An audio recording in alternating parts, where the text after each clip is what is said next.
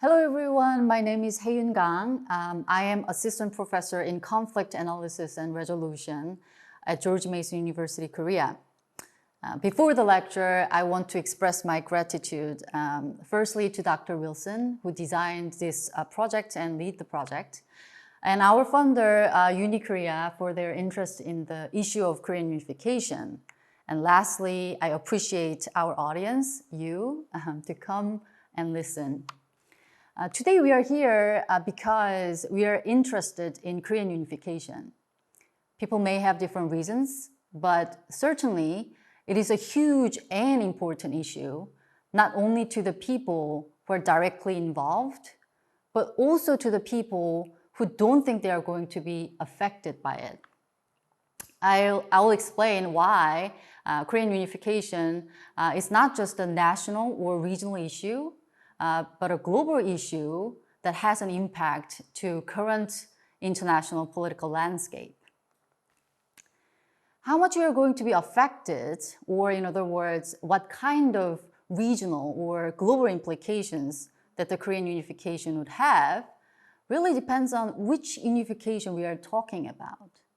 So first, I'm going to show you three most prominent scenarios of Korean unification. Then in the second part, I will explain the implications of Korean unification in four areas of economy, nuclear weapons, alliances, and geopolitical security.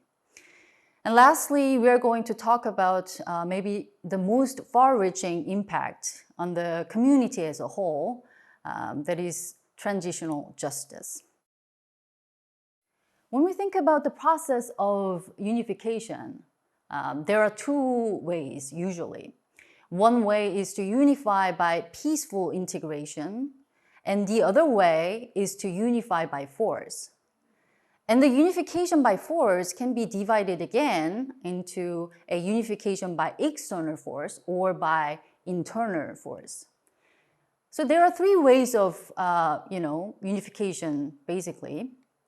First one is the unification by incremental and peaceful process of integration, which is the most desirable option. The second one is a unification by external force. And this can be also said a unification by war. In this scenario, war can occur by military interventions, such as regime change or a conflict between North Korea and South Korea, or a provocation by North Korea. A provocation by South Korea is theoretically possible, but the military conflict with North Korea is highly unpopular in South Korean public. So probably the option is not viable politically, which means no South Korean government would like to do it towards this option. The third one is the unification by internal force, which means if North Korea collapses by internal conflict, the unification may happen by absorption. In this case, South Korea would take in people from North Korea, and the government of South Korea will become the sole government of a unified Korea. Many experts think that this scenario might be most likely what will happen. But what we need to remember is that these are just ideal types. So in actual situations, the unification process that starts from internal collapse may move forward to the civil war scenario between the North and the South, which would look like the case of Vietnam. So now let's look at the details of each scenarios. A federation-style unification. As I said, this option is what we hope for, right? It is a way that we, North and South Korea, unify through the process of incremental integration, which assumes the peaceful coexistence is guaranteed already. So to even think about this option, we should be beyond already, for example, the official end of Korean War and maybe a certain arrangement, such as the Mutual Non-Aggression Treaty, should come first. That will bring us to the position where we cooperate towards unification process. This process includes a certain level of integration in economic and social sectors. That means that we can freely travel each other's country, communications through post and phone line would work. Even we might imagine a common currency, the same money to be used in both countries. If you can think about the integration in the European Union, you may find some similarities. The countries in the European Union, they share one currency, euro. They share borders through Schengen system. Even they have a common passport. Although the European Union has not yet become the federation, that means being a federation is not easy. So if we think about the federation-style unification, the timeline would be very, very long. Also, as we see in the recent case of Brexit, the United Kingdom, UK, wanted to leave the European Union, and so they left. So the key of this kind of peaceful unification is the willingness of the people to build a community that is beyond the combination of two countries. Therefore, this scenario is ideal for everyone, but by definition, it includes the possibility of staying in two separated countries, not necessarily aiming for unification. Second scenario. The second scenario is a unification by war. A similar case would be Vietnam. The Vietnam War was not only the international war, as we know, but also the unification process of Vietnam. If you look at the Vietnam War, you see that it started as an internal conflict within South Vietnam. Then it got involved North Vietnam, the United States, who backed the South, and other countries, including South Korea. In the end, the war ended with the US withdrawing its troops, and North Vietnam, who won the war, unified the country. In a way, the Korean War was an attempt to unify the country as well. Unlike Vietnam, the Korean War did not end with one country's clear victory. Since the war ended, there was the looming fear of unification by the communists. But now the concern more focuses on North Korea's military provocation. The unification by war is not really an option for us because of expectable destruction and casualties.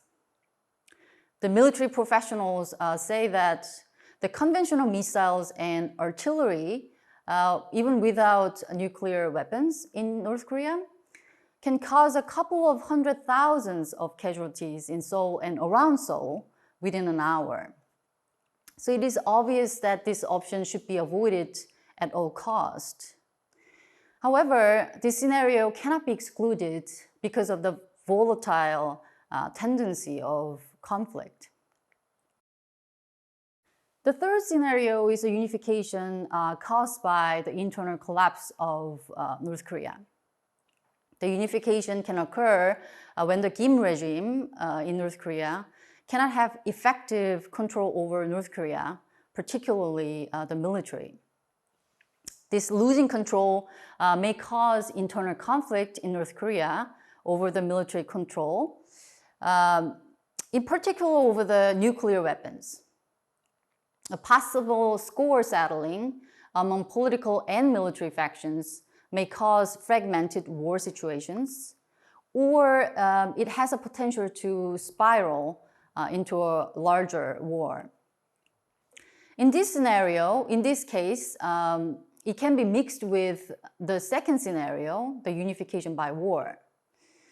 Also, the internal collapse would cause the high level of refugee flows from North Korea, potentially to south and to north, to China.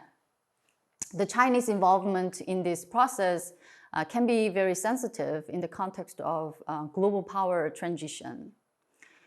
Therefore, the unification by internal collapse may transform into a power struggle in the region.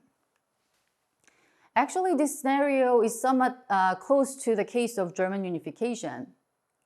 East Germany collapsed and the people crossed the border. The Berlin Wall, the actual concrete wall that divided the East and the West, literally fell down overnight. If you see in the picture, this is a picture of the night that East Germans crossed the border, joined with West Germans in the Brandenburg Gate. And it was a very historic moment. Although the demolition of the wall occurred overnight, the German unification did not. The fact that the internal collapse of East Germany did not spread into more severe conflict was possible because of West Germany's long-term commitment to the unification was preceded. The relatively smooth transition from the collapse to unification in Germany was prepared by West Germany's policy initiation called Ostpolitik, the economic power of West Germany, and the change of great power politics in the Cold War. The German case cannot directly apply to us, but what it tells us is that the outcome of unification requires lots of groundwork, and based on the foundation, political timing is also very important too. In fact, the third scenario can be the most uncertain path. It can end up with the unification like Germany, but also it can become a repetition of the Korean War. So these two graphs show South Korean public opinions on the unification scenarios. When you ask the most desirable option, people tend to say that the peaceful process would be the most desirable, of course. But when you ask which scenario would be the most likely, actually 40% of people answer the peaceful coexistence. And then the peaceful integration is most likely 31%, and the unification by absorption is 20%. However, in the most desirable option question, not in favor of unification answer takes more percent than the unification by absorption, which means that South Korean public generally agree to the peaceful unification, but they also feel that the unification by absorption can be a burden or at least require much effort. And I will mention briefly about this public opinion data. It shows the level of trust that South Koreans have to the United States, China, Russia, and Japan regarding the unification. They think that the US would be the most supportive to unification, and they have doubts about the intentions of China and Russia, and they believe that Japan would not be very supportive, in fact at all. It is interesting data when you think about regional and global implications. This was the part one, and I will come back for the part two. In the second part, I'm going to talk about regional and global implications of Korean unification in 4 areas of economy, nuclear weapons, alliances, and geopolitical security. economic implications first focus on the reduction of cost of defense in both South and North Korea. The South Korea's defense budget is $48 billion in 2021, which is the 10th biggest size of expenditure in the world and almost twice of Brazil, Australia, and Canada. We don't have a clear number of North Korea's defense budget, but approximately North Korea spent almost 24% of GDP in their military expenditure.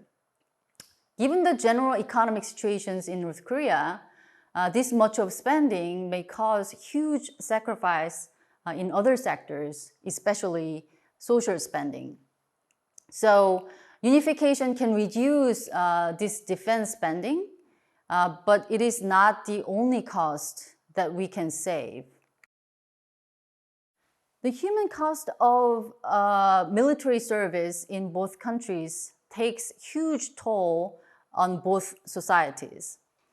Some of you may know about the military service by firsthand, I guess, right? It is not only the loss of human resources, but also it can cause militarized culture in the society, which may not be the most matched one in the more desirable shape of the society. The third one is a change or rather the transformation of transportation and logistics system in Korea. The South Korean government has this vision that a unified Korea can be the hub of distribution and logistics from Asia to Europe. So look at this picture. Through rail connections and the access to the open sea, going up to China and Russia's near seas, a unified Korea will have advantages in logistics. But it is not the only economic benefit, but also it changes our views and approach to regional dynamics. The fourth one is that the unification creates a unified market of 75 million people. Of course, comparing to China and Japan, it cannot be said a huge market. It is still smaller than China and Japan. But this single market will grow domestic consumer power that provides leverage in global market. And lastly, the unification brings demographic growth. South Korea suffers already the stagnation or even decline of population growth. So the idea is that unification will give the solution to this problem. However, it is not so simple. North Korea also shows low birth rate and enters aging society. Therefore, the unification might cause more burden of welfare spending on senior citizens with the decline of population. Nuclear weapons. This is the number of nuclear weapons in the world now. It says that North Korea has 45 nuclear warheads, but it is a conservative number. The expert says the number would be around 60 now, and it will increase. So in the policy circle, people start to say that maybe we should accept the fact that North Korea is a nuclear state. But it is controversial because of NPT, Non-Proliferation Treaty. But also for us, nuclear weapons complicates the process of unification. First, denuclearization and unification can go together, but they don't naturally go together. Currently, the official policy line is first denuclearization and next unification. But this line of policy may put the unification process in the impasse. But at the same time, if you cannot resolve denuclearization issue before unification, it may cause huge political and strategic costs to a unified Korea. In particular, the implications of nuclear weapons in a unified Korea may cause a strong opposition from the surrounding countries. The nuclear weapons change regional power dynamics. For example, China and Japan may not allow the presence of nuclear weapons in Korea or in the Korean Peninsula with different reasons. China will not be in favor of the nuclear weapons whatsoever in the Korean Peninsula, but if these weapons are going to be under the control of South Korean government, or at least a unified government led by South Korean government, China may take it as an offensive move, which means with nuclear weapons, Korean unification might not be even feasible because of China. Japan might not take it as an offense, but it will probably trigger the Japanese hardliners who support the idea of Japanese nuclear armament. If we consider these complicated factors that nuclear weapons pose in power dynamics, Korean unification with or without nuclear weapons will impact to regional and global politics severely. Alliances. This is a survey data in 2020. The question is, which country is the most threatening to the peace of the Korean Peninsula? If you see if you see this graph, what do you see? So actually it is quite interesting. Do you see these conversions at the end? North Korea was high and getting low, particularly around 2018, in which North and South Korea summit took place. Do you remember? China gets high and low, but around 2019, it gets low again. And also Japan swings back and forth. But since 2017, around the disputes of comfort women issue and trade issue, the level of perceived threat got increased. Interestingly, the perceived threats of these three countries, China, North Korea, and Japan, are converged. It is connected to the idea of alliances after unification. These are the data on the questions of US and China alliances after unification.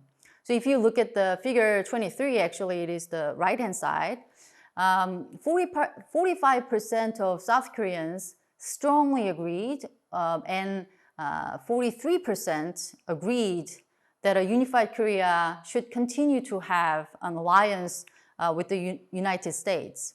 And it is a total of 88.8, almost 89%. These views are quite natural, given South Korea's strong support for the US alliance and the growing concern of Chinese power. However, if you look at the numbers in the question asking the alliance with China, this is the left-hand side graph, 25% of South Koreans strongly agree, and 51% agreed that a unified Korea should also have an alliance with China. So then how is it possible that almost 89% of South Koreans would want a unified Korea to maintain an alliance with the United States, while 76% would also want to seek an alliance with China? The unified Korea may not maintain alliances with both of the countries, the US and China, at the same time, but South Koreans may understand the unified Korea will face a very different geopolitical landscape, particularly with its special ties to China. Once the unified Korea shares a border with China, that would entail a very different picture for Koreans. Part of the reason many South Koreans would want alliances with both the US and China is because South Koreans may feel that after unification, China would be the largest threat to the unified country. This slide shows South Koreans' strong support for US military presence on the Korean Peninsula after unification. It shows that the threat of a unified Korea may come from China. This ambivalent result of alliance preference after unification says that Korea unification brings a shift in geopolitics. Korean unification provides an opportunity to reshape the geopolitical landscape. The global powers such as China and the United States are sensitive in the shift of power dynamics in East Asia. China may see a chance to advance its interest in Taiwan. For China, the Taiwan issue signifies more than a subject for its historical restoration. Taking over Taiwan means its access to open sea, which is crucial for Chinese economy. For example, economy of the northeast area of China, where shares a border with North Korea now, is struggling already because this area cannot access to open sea through North Korea. If there is a unified Korea that has an alliance with the US, China would feel a threat to its economy and try to find a way to match it. So the issue of US troops in South Korea will also be a major point of conflict that China raises facing Korean unification. Lastly, the power shift in Northeast Asia affects power dynamics in other areas of, for example, Indo-Pacific. Here are some of the implications in economic and political spheres. So after the break, we are going to talk about the social impact, particularly transitional justice.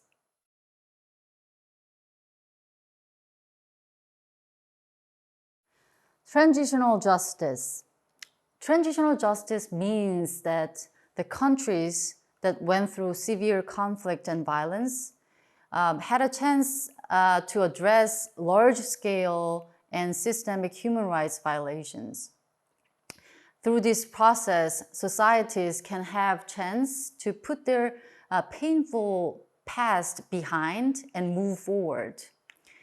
There are judicial and non-judicial measures that the societies can take, but whatever measures they take, transitional justice is essential to sustainable peace. There were two prominent cases of transitional justice, the case of Germany and the case of South Africa. Let's look over these two cases briefly, and we will talk about North Korea. The case of Germany may give us some implications, particularly if Korean unification happens through absorption. In Germany, transitional justice after unification had limited judicial power to prosecute. Many East Germans expressed their frustration because they felt that political and military elites, who were the main perpetrators, did not really face enough justice. However, some people thought that this limited prosecution was important to move forward with relatively small wounds as a society. The dissatisfaction of victims under the East German regime was focused particularly on comparison with the victims of Holocaust. Of course, it is unreasonable to compare the pains of victims but the issue of equity or equal treatment posed a potential social conflict for the unified Germany. Lastly, transitional justice in Germany looked like West Germany prosecutes and punish the East German government and people. What it is called victor's justice can be informative to us if Korean unification happens through absorption. I'll talk about this a little bit later in more detail. Usually, the Truth and Reconciliation Commission does not have judicial power, but the TRC, Truth and Reconciliation Commission in South Africa, was special that it had judicial power to give immunity to people who were pointed out as perpetrators and human rights abusers. The TRC in South Africa had a central role in reconciliation and social rehabilitation. The main idea was Ubuntu.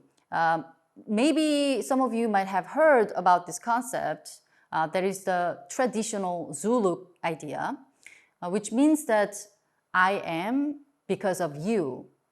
So this idea of profound interdependence and community, the sense of community, was the main force in the process of social integration after apartheid, which focused on restorative justice instead of retribution. So the case of North Korea has common issues with other two cases, but also it is not exactly the same. The German case can be informative to us, as I said, if Korean unification happens through internal collapse. The question whether North Korean leadership can be held accountable for human rights abuses raise a complicated problem. It raises a question of which justice system they are going to be tried. Because if we are thinking about the integration of justice systems, some of the practices under the old regime may not be illegal or even punishable. In South Korea, many discussions on this issue in transitional justice assume that South Korean legal system will apply to North Korea after unification. But this one-way application or unilateral application may bring obstruction to social integration and even trigger nostalgia, very dangerous nostalgia of North Korea. This issue can be alleviated if we can achieve unification through incremental and peaceful negotiation. However, in this case, it is hard to find a way to make the responsible people for human rights violations and state violence to be held accountable for their actions. And transitional justice includes a broader range of actors, such as Chinese companies that hold contracts exploiting North Korean laborers.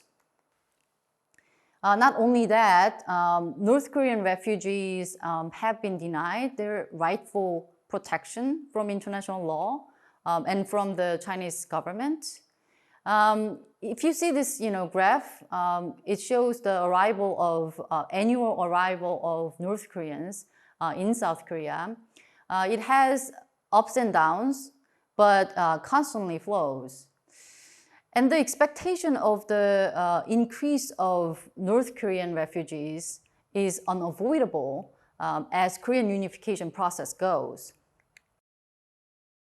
The so-called Seoul train in the underground railway, it is the, you see this route in the slide. It has been in full operation across China and Southeast Asian countries since the mid-2000s.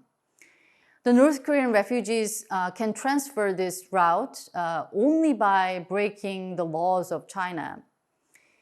Although the North Koreans who fled satisfy the criteria of refugees, which means they have rights to be protected by international law, Chinese government denies the protection based on the Chinese priority on sovereignty and other geopolitical concerns over the potential mass exodus and bilateral relations with North Korea. North Koreans therefore became subject to human trafficking and vulnerable to other abuses such as undocumented labor migration. Truth and reconciliation in Korea have a lot to be done. The TRC, Truth Reconciliation Commission in Korea on Japanese colonialism and the civilian casualties of the Korean War have had a limited success. There were things that they did, but also there were things that they couldn't really resolve. Conclusion. As a conclusion, I want to emphasize the complexity of Korean unification. First, depending on the method of unification, the regional and global implications may vary. And these implications are open to change. Again, which path we are going to take. Yet, transitional justice is essential, so crucial for sustainable peace. And lastly, based on what we've talked about today, it is clear that we should avoid any teleological approach to the issue of Korean unification. I want to talk about this more with you in the discussion section. Thank you so much.